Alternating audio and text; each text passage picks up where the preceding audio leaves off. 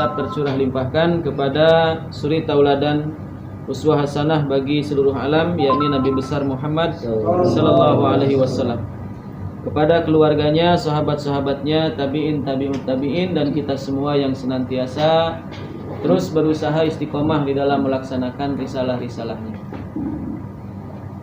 Ikhwani fiddin rahimakumullah, yang pertama marilah kita senantiasa meluruskan niat dalam segala aktivitas kita. Jangan sampai aktivitas kita ada niat-niat lain selain mengharap balasan Allah. Maka pada kesempatan malam hari ini, ya, dalam acara taklim ini, mari kita senantiasa hanya berharap keridhaan dan balasan dari Allah. Adapun selebihnya kita serahkan kepada Allah Subhanahu wa taala. Sebagaimana ikrar kita setiap salat, ya, iyyaka na'budu wa iyyaka nasta'in. Maka kita beribadah kepada Allah, selebihnya pertolongan kita pasrahkan kepada Allah. Ya, karena pasti Allah akan menolong orang-orang yang menolong agamanya. Itu sudah janji Allah. In tansurullah yansurkum. Ya. Siapa yang menolong agama Allah, melaksanakan perintah-perintahnya, pasti Allah akan menolongnya, insyaallah. Yang kedua, marilah kita senantiasa meningkatkan kualitas takwa kita kepada Allah Subhanahu wa taala dengan sebenar-benarnya takwa. Yang seperti apa yang sebenarnya takwa itu? Ya, maka kata Rasulullah, imtisalul awamirillah wajtinabun nawahi, melaksanakan perintah-perintah Allah dan menjauhi larangan Allah. Ya. Tentunya harus sesuai dengan petunjuk yang telah Allah berikan. Itu adalah wujud takwa kita kepada Allah. Maka di dalam struktural ini, maka kita wujudkan takwa kita adalah dengan memaksimalkan ketaatan kita kepada struktural, ya. Karena dengan ketaatan inilah insya Allah, ya, rahmat Allah akan turun kepada kita, sehingga kita akan memperoleh, ya, dengan rahmat itu, yaitu jannahnya Allah. Ikhwani fiddin rahimakumullah, setelah 30 hari kemarin, ya, 1 bulan kita melaksanakan saum di bulan Ramadan, ya, kita dibina oleh Allah, kita ditarbiyah oleh Allah, dan kita dibakar dosa-dosa kita oleh Allah, ya. Dengan apa? Dengan amal kita. Karena sesungguhnya amal baik itu bisa menghapus kesalahan. Maka kata Rasulullah, wa'at bi'is sayyi'atal hasanah. Ikutilah keburukan itu dengan kebaikan. Gitu. Karena kebaikan bisa menghapus keburukan. Karena itu janji Allah, ya. Setiap kali kita melaksanakan satu kebaikan, maka dibalas dengan 10 kebaikan. Ketika kita berbuat satu keburukan, maka hanya dicatat 1 keburukan. Maka kalau kita sudah berbuat baik terus berbuat jahat, minus 1, masih ada 9. Ya. Buat maksiat lagi, minus 2, masih ada 8. Tapi ulah kajong-jonan, ya keneh 8. Gitu, hayo bae maksiat be. Ya, gitu. Minus jadinya. Ditimbang, ya? Dan minus. Nah, seperti itu, ya. Maka wa'at bi'is sayyi'atal hasanah, bukan berarti Rasul nyuruh berbuat maksiat lain, karena Rasul menyadari bahwa insanu mahalul khata wa nisyan, manusia itu tempatnya salah dan lupa. Ya. Manusia itu senantiasa dalam keadaan salah dan lupa. Maka ketika kita salah, iringi dengan kebaikan. Bahkan selebihnya Rasulullah iringi kemaksiatanmu dengan sholat. Ya. Jadi iringi kemaksiatan itu dengan sholat. Karena apa? Sholat itu bisa menghapuskan dosa-dosa kita. Karena digambarkan oleh Rasulullah, sholat itu seperti air yang mengalir di depan rumah kita. Setiap hari kita mandi 5 kali. Bayangkan, ya, kita mandi di air yang mengalir 5 kali sehari. Kira-kira bersihna kumaha, gitu kan ya? Nah, seperti itu. Ya, tergantung sih. Idun wae anggar. Nah, itu. Nah, maka seperti itulah, ya, bahwa kita melaksanakan segala sesuatu itu harus sesuai dengan petunjuk pedoman Allah. Petunjuk yang seperti apa? Maka Allah katakan dalam Al-Qur'an, dzalikal kitabul la raiba fi hudal lil muttaqin. Yang dimaksud petunjuk itu adalah Al-Qur'an, tidak ada yang lain. Gitu. Jadi petunjuk bagi orang-orang yang beriman itu adalah Al-Quran. Maka orang-orang yang mendapatkan petunjuk Al-Quran, hidupnya akan berbeda dengan orang yang tidak mendapat petunjuk. Ya, kita kan setiap kesempatan selalu berdoa mudah-mudahan dapat hidayah. Ya, mudah-mudahan kita ini diberikan hidayah oleh Allah. Karena kita tidak memahami apa makna hidayah itu, sehingga apa? Ketika hidayah datang kita tolak. Gitu ya. Karena hidayah itu sebetulnya senantiasa selalu datang. Gitu. Selalu datang hidayah itu. Bahkan kadang kita lewat. Gitu kan? Iya, bahkan kita lewat hidayah itu. Kadang-kadang kita lewat masjidnya. Masjid Al-Hidayah. Iya, kita lewat doang. Begitu. Karena apa? Kita tidak mencari hidayah itu.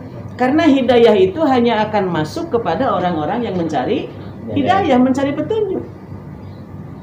Misalnya kita lagi jalan, ya, di jalan raya, jalan dari sini ke Karawang.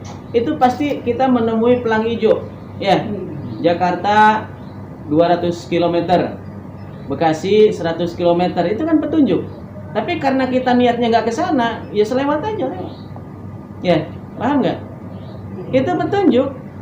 Terkadang kita ini ada orang yang datang ngasih tunjuk sama kita karena kita tidak berniat ke situ, maka petunjuknya nggak masuk. Ya, itu. Jadi petunjuk hidayah Allah itu akan masuk ke dalam hati yang memang dia mengharapkan petunjuk. Nah itu. Maka hati yang bisa menerima petunjuk Allah itu hati yang seperti apa? Illa man atallaha biqalbin salim. Hati yang bersih. Ya. Hati yang bersih dari sifat-sifat kesombongan. Gitu ya. Sombong yang seperti apa? Sombong yang kata Rasulullah batarul haq wa qamtun nas, menolak kebenaran, merendahkan manusia. Nah itu. Jadi sifat-sifat sombong itu harus kita buang. Sehingga apa? Petunjuk yang tadinya datang kepada kita terlewat begitu saja. Ya.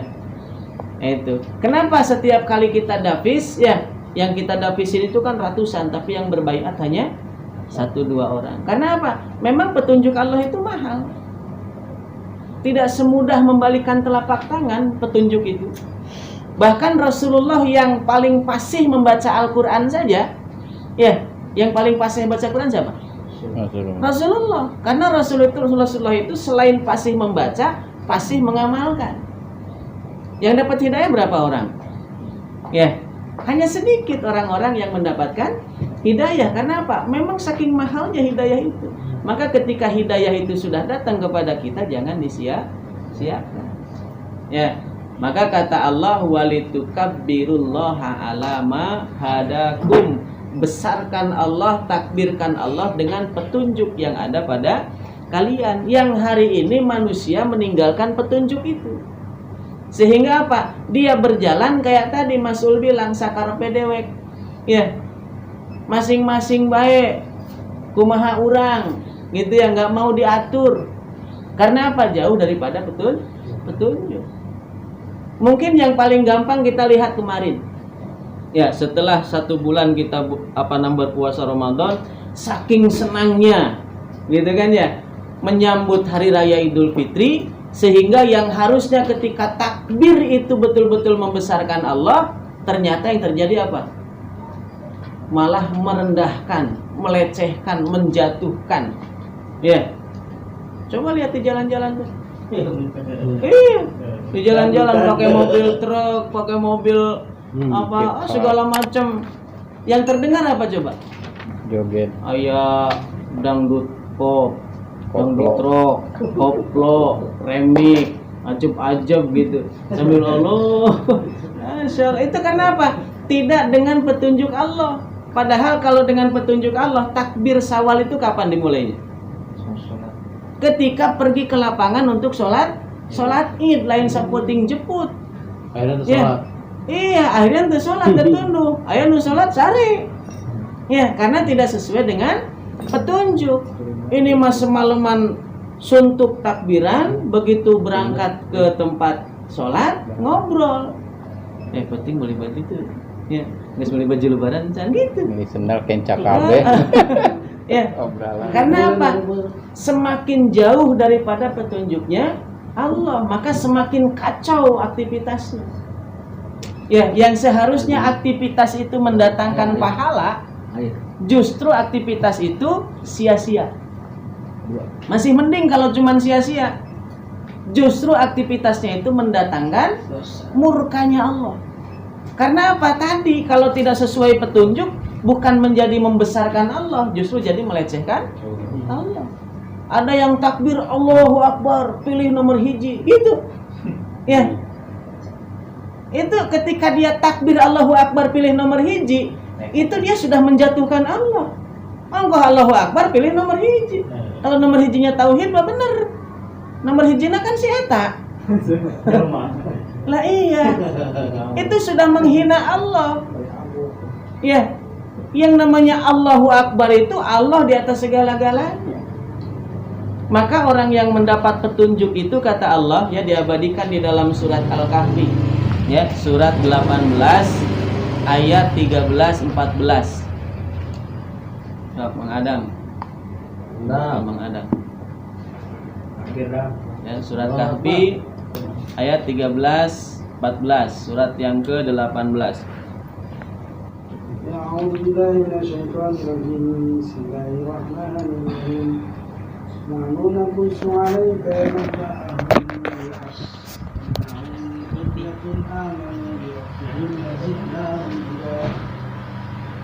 ربنا على قلوبهم فقالوا ربنا رب السماوات والأرض ربنا رب السماوات والأرض لن ندعو من دونه إلها لقد قلنا إذا شططا. Kami ceritakan kepada Muhammad kisah mereka dengan sebenarnya. Sesungguhnya mereka adalah pemuda-pemuda yang beriman kepada Rabb mereka, dan kami tambahkan petunjuk kepada mereka. Dan kami teguhkan hati mereka ketika mereka berdiri, lalu mereka berkata, Rabb kami adalah Tuhan, Rabb langit dan bumi. Kami tidak menyeru Rabb selain Dia. Sungguh kalau kami berbuat demikian, tentu kami telah mengucap perkara yang sangat jauh dari kebenaran. Ya, berbicara petunjuk ya. Ketika Allah sudah berikan petunjuk itu kepada hati manusia ya, maka yang terjadi adalah seperti pemuda-pemuda Ashabul Kahfi. Ya. Nahnu naqussu 'alaika, kami telah mengisahkan kepadamu Muhammad naba'ahum bil haq. Ya. Berita kabar mereka ya tentang Ashabul Kahfi ini bil haqqi dengan sebenar-benarnya. Artinya dengan sebenarnya itu apa? Tidak ada yang menolak kisah ini. Iya, ahli kitab mengakui kisah ini. Ketika kita ceritakan Ashabul Kahfi, bahkan orang-orang ahli kitab yang di luar sana, ya, karena mereka itu memang sifat-sifat ahli kitab itu selalu ingin tahu. Tapi ingin tahunya itu bukan untuk kebenaran. Yang praktik. Ya, digali terus ternyata benar ada. Gitu kan? Nah, kisah tentang 7 orang Ashabul Kahfi, seorang pemuda yang diberikan petunjuk ilmunya Allah sehingga apa? Dia dipercaya oleh seorang penguasa untuk menjadi apa? Penasehat. Ya. Jadi penguasa ini ya kalau mau memutuskan sesuatu selalu bertanya kepada 7 pemuda ini. Gitu. Karena apa? 7 pemuda ini mendapat petunjuk Allah. Tetapi penguasanya zalim. Nah, tetapi pada waktu itu kezalimannya belum nyampe fatal kepada akidah, baru kezaliman pribadi. Maka pemimpin itu ketika zalimnya zalim pribadi, ya kita masih wajib taat, gitu kan ya? Selama dia memang mengatur dengan aturan Allah, dengan aturan Islam. Karena kezalimannya pribadi. Tapi kalau sudah masuk ke dalam ranah akidah, dia mengambil haknya Allah, maka yang terjadi seperti itu. Ya. Di dalam ayatnya, mereka adalah pemuda-pemuda yang beriman kepada Allah, ya, wazidnahum huda. Jadi pemuda ini adalah pemuda yang beriman kepada Allah. Jadi iman ini penting ya, menjadi landasan utama kita adalah iman.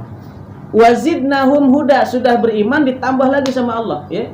Zidnahum huda, ditambah lagi petunjuk oleh Allah. Maka kata Allah apa? Warobatna ala qulubihim. Allah teguhkan hati mereka. Idz qamu, ketika mereka berdiri. Berdiri maksudnya apa coba? Bukan sholat. Karena dia ngomongnya apa? Faqalu rabbuna rabbus samawati wal ard. Artinya apa? Berdiri di hadapan penguasanya. Karena penguasanya ini sudah keterlaluan.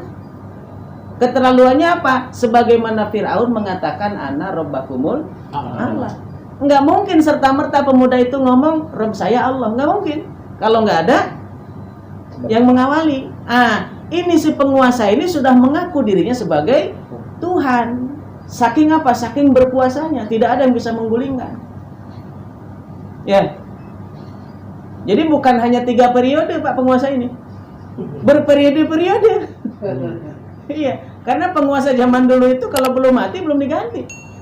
Ya, bukan 3 periode, tapi berperiode-periode. Sehingga apa? Dia merasa, saya ini hebat ya. Begitu. Saya ini bisa mengatur begini-begini. Akhirnya apa? Kata pemuda ini, Rabbus samawat wal ard. Yang mengatur kami adalah yang mengatur langit dan bumi. Saya tidak ridho diatur sama orang yang membangkang kepada pengatur langit dan bumi itu. Itu orang yang mendapatkan petunjuk. Maka orang yang mendapatkan petunjuk ini akan diberikan oleh Allah itu keberanian untuk mengatakan yang benar kepada siapapun. Jadi tidak ada rasa takut kepada mereka. Karena apa? Sudah dijamin oleh Allah. Innal ladzina qalu rabbunallaha summastaqamu tatanazzalu alaihimul malaika alla takhafu wala tahzanu. Begitu.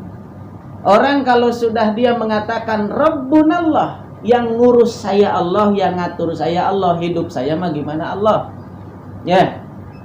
Kemudian dia istiqomah di dalam ucapan itu, maka kata Allah turun malaikat kepada mereka mengatakan jangan takut, jangan sedih. Ya. Orang mau menerima mau tidak terserah, yang penting kita mah menyampaikan. Tugas kamu kata Allah hanya sekedar menyampaikan. Tidak ada beban lebih kepadamu tentang mereka. Itu. Maka setelah sampai apa yang kita sampaikan itu sudah serahkan kepada Allah. Hidayah itu urusan Allah. Tidak perlu kita merekayasa sesuatu. Cukup sampaikan yang hak. Ketika hatinya menerima, maka insya Allah. Ya. Karena hati itu kalau bersih, ya, hati yang bersih itu ketika kebenaran itu pasti ada connect tuh, kayak apa ya? Kayak listrik gitu. Just gitu. Tapi kalau memang hatinya kotor, itu nggak menerima. Kita mau ngomong sampai berapa jam pun nggak akan ini. Nah itu, maka dibutuhkan ketika berdakwah itu, ya, karena yang kita tuju adalah hati, maka berdakwah itu harus dengan hati. Maka ketika ingin berdakwah, bersihkan hati kita. Jangan ada niatan yang lain. Ya. Kita mah nggak ada kecewa-kecewanya, Pak. Ya, karena Allah sudah janjikan. Begitu kan? Wa absyiru bil jannati allati kuntum tu'adun. Usaha Allah janjikan surga. Urusan kita apa? Kita berdakwah, sampaikan yang hak ini kepada manusia. Karena apa? Kalau masalah sholat, masalah saum, masalah zakat, mustahil ada orang yang tidak tahu kewajibannya. Ya, tanya Cikampek Baru, ada nggak yang nggak tahu kalau sholat itu wajib? Semuanya pasti tahu, bahkan anak kecil saja tahu. Sholat itu wajib. Tapi ada nggak yang nggak mau sholat? Ya. Tapi kalau bersatu, ada nggak yang nggak tahu bersatu itu wajib? Banyak yang nggak tahu. Karena apa? Tidak disampaikan. Kan bedanya begitu. Kalau sholat mah semuanya tahu itu wajib, tapi masih banyak yang menolak, tidak mau sholat. Kalau berjamaah itu tidak semuanya tahu berjamaah itu wajib. Sehingga apa? Kalau banyak orang yang menolak, wajar. Maka tugas kita apa? Menyampaikan. Yuk kita berjamaah karena ini perintah Allah. Tentunya dengan apa? Dengan petunjuk Allah. Kita nggak bisa ngarang-ngarang. Ya, berjamaah pun harus sesuai dengan petunjuk Allah. Nggak bisa ngarang-ngarang kita berjamaah. Karena Islam ini sudah sempurna. Al yauma akmaltu lakum dinakum wa atmamtu alaikum nikmati wa raditu lakumul Islam dinan. Ya. Jadi Islam ini sudah sempurna sehingga apa? Setiap tata cara ibadah itu sudah dicontohkan. Jadi nggak bisa kita ngarang-ngarang sendiri, harus sesuai dengan petunjuk Allah. Ya, ketika Allah perintahkan an aqimuddin wa'tasimu bihablillah. Tegakkan din Allah, caranya bagaimana? Bersatu di bawah naungan talinya Allah, di dalam buhulnya Allah. Ya, hablillah itu apa? Kalimat la ilaha illallah. Maka berjamaah itu harus di bawah kalimat la ilaha illallah, tidak boleh di bawah yang lain. Maka Allah mengatakan dalam surat 48 ayat 18 itu, ya, radhiyallahu anil mu'minin idh yubayyi'unaka tahta sajarah. Ya. Sungguh Allah telah ridho, ya, fiilnya fiil madhi. Sungguh Allah telah ridho kepada orang-orang yang beriman.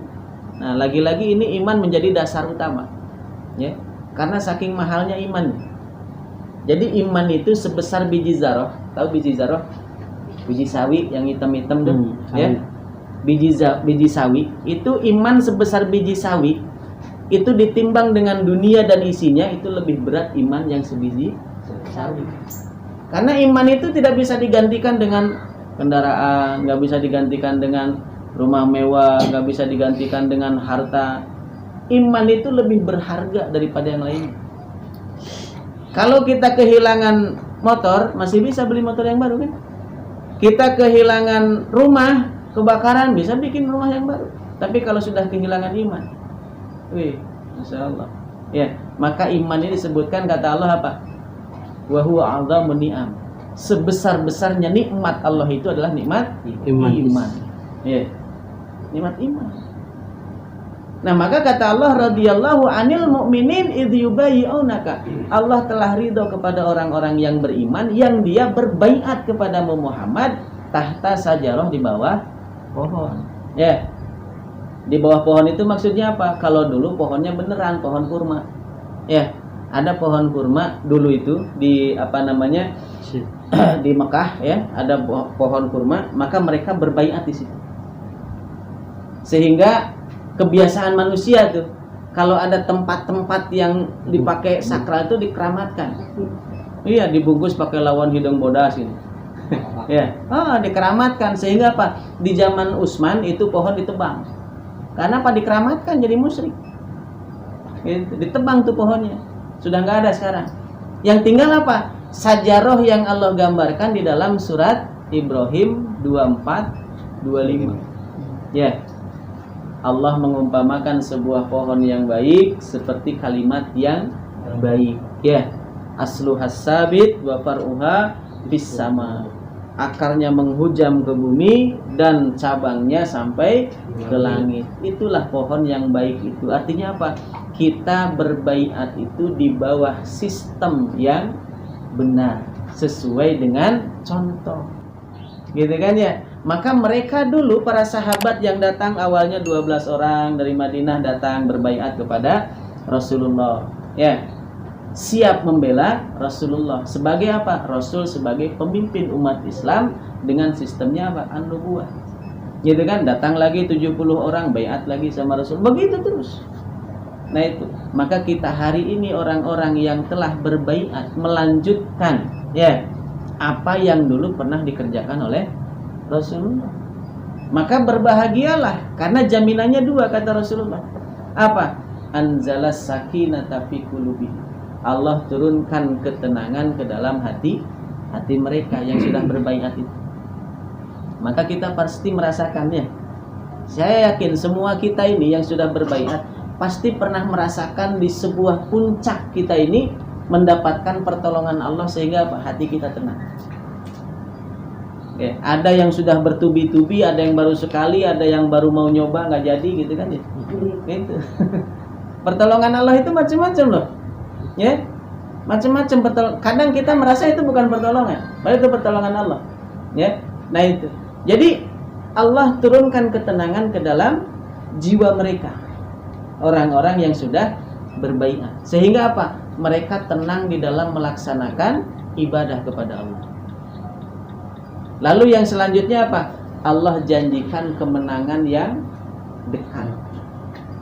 Kemenangan itu apa sih? Kemenangan itu adalah yang dijanjikan Allah ya.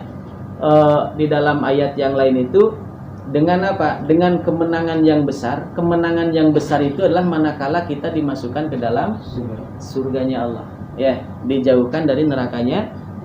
Itulah kemenangan yang sebesar. Jadi kemenangan itu bukan kita menang perang, bukan kita menang undian, bukan. Ya. Itu mah urusan Allah semuanya. Jadi urusan-urusan dunia ini adalah urusan Allah. Kita mah nggak usah ikut campur. Iya. Maka kita berjuang di dalam din ini sampai Allah menghendaki kita berhenti berjuang. Sampai kapan? Sampai Allah mengambil nyawa kita. Jadi kita berjuang ini bukan sampai putuh, bukan. Apa kalau sudah putuh kita nggak berjuang lagi? Ya, berjuang itu kata Allah wa'bud rabbaka hatta ya'tiyakal yakin. Ya, berjuanglah, beribadahlah kamu kepada Allah sampai datang al-yakin. Apa al-yakin itu? Kematian. Karena memang kematian itu yang kita yakini pasti datangnya. Ya, nah itu. Jadi berjuang itu sampai mati. Bukan sampai putuh, nanti saya berjuang sampai putuh. Selesai. Ya, habis putuh kita selesai. Enggak, justru habis putuh di situ itu ujian terbesar. Ya. Kalau kita masih begini kan masih semangat karena apa? Masih banyak tantangannya. Kalau sudah dipermudah urusan dunia itu yang dikhawatirkan oleh Rasulullah. Yang paling saya khawatirkan kata Rasulullah kepada kalian adalah ketika Allah sudah memberikan kemudahan untuk fasilitas dunia. Sampai khawatir itu. Karena apa? Kalau dunia sudah dipermudah oleh Allah, nantinya akhirat lupa. Ya Allah. Manusia itu kan gitu. Ya. Manusia itu kalau sudah dia punya hobi, sudah punya kesenangan, itu lupa sama yang lain. Ada yang hobinya badminton, itu kalau udah badminton, terus aja. Ya, encan dia mah sukuna, encan leklok terus baik. Ada yang hobinya mancing gitu, mancing baik terus. Ya, nah itu orang kalau sudah punya kesenangan itu lupa dengan yang lain. Gitu. Maka kesenangan dunia ini sangat dikhawatirkan oleh Rasulullah. Ya, maka mumpung hari ini kita berjuang masih seperti ini ya, diberikan oleh Allah itu ujian demi ujian. Karena memang keimanan itu butuh ujian. Jangan disangka kita mengaku beriman terus gak diuji. Ya, justru kalau kita ngaku beriman pasti diuji. Kalau nggak mau diuji gimana? Jangan beriman. Itu janji Allah, Pak. Ya, orang kalau dia sudah melepas imannya, kata Allah dalam Al-Quran itu, Allah akan berikan kemudahan. Allah buka pintu-pintu dunia. Surat Al-An'am. Ya. Allah buka pintu-pintu dunia, usaha maju, bisnis lancar, dagang payu terus. Jadi usaha pintu-pintu dunia itu dibuka sama Allah sampai saatnya nanti Allah tutup sekaligus bagtatan, nggak tahu dengan tiba-tiba sekaligus. Yang kita kenal dengan kalimat istidraj. Ya, istidraj itu kalau kita yang suka ngurak, ya, hafal ngurak mancing belut. Itu kan ketika cetek nggak langsung ditarik, diulur, kayaknya begitu udah dalam cek, nah, udah nyampe atas digapain? Ayo dibawa bedkan, ditonjokkan, dijejek. Ya. Iya kan? Tapi kalau orang yang beriman oleh Allah terus diuji. Ya, Al-Ankabut 2 dan 3. Ahasiban nasu ayyutraku ayyakulu amanna wa hum la yuftanun. Apakah manusia mengira Allah akan membiarkan mereka mengatakan saya beriman padahal mereka belum diuji? Walaqad fatannal ladina min qablihim. Sungguh Allah telah menguji orang-orang sebelum mereka. Ya, bahkan ujiannya mungkin lebih berat. Ujian itu sesuai kadar iman seseorang, karena Allah tidak akan menguji melebihi kemampuannya. Maka jangan kita merasa orang paling menderita. Ya, kadang kita suka mendramatisir ujian, seolah-olah kita teh orang paling sengsara di dunia, gitu ya. Ya Allah, kieu-kieu amat nasib urang teh nya. Iraha batur siga urang. Ya. Bisa taklim terus kurang. Ya. kita pasrahkan saja sama Allah. Dikasih begini kita syukuri. Ya. Karena kata Khalifah kan kejadian-kejadian ini ya dalam kehidupan kita itu adalah ujian keimanan semuanya. Maka ketika Allah mengatakan innallaha la yastahyi ayyadriba masalam ma ba'udatan fama fawqaha, sesungguhnya Allah tidak pernah ragu, tidak pernah segan menjadikan sebuah permisalan seperti nyamuk. Fama fawqaha, atau bahkan lebih daripada nyamuk, bisa lebih kecil, bisa lebih besar. Ya, lamun lebih kecil dari nyamuk badan rambetuk, ya. Terus naon tongo, naon cacing na tongo, gitu ya. Namun tongo cacingan, iya. Yang lebih gede banyak, ya. Gajah tuh lebih gede dari nyamuk. Nah itu. Jadi Allah itu tidak segan membuatkan sesuatu perumpamaan. Dan dengan perumpamaan itu ternyata ada dua golongan. Fa ammal ladina amanu faya'lamuna annahul haqqu mir rabbihim. Maka orang-orang yang beriman, apapun kejadian di dunia ini mereka mengatakan, oh ini mah dari Allah.